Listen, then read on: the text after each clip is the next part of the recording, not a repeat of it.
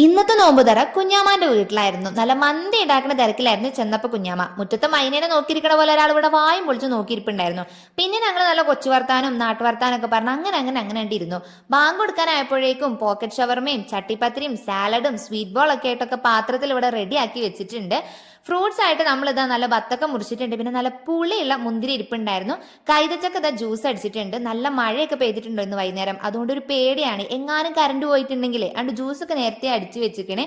പിന്നെ അതാ കൈതച്ചക്ക മുറിച്ചു വിട്ടു. നമ്മൾ മന്തിക്ക് സ്മോക്ക് ഒക്കെ ഇട്ടിട്ടുണ്ടായിരുന്നു. കൈതച്ചക്ക പകുതി മാത്രം അവിടെ കൊണ്ടുപോയി വെച്ചിട്ടുള്ളൂ. ബാക്കിയൊക്കെ ഉപ്പും മുളകൊക്കെ ഇട്ടിട്ട് ഞങ്ങൾ കഴിക്കുകയാണ് ചെയ്തിട്ടുണ്ടായിരുന്നത്.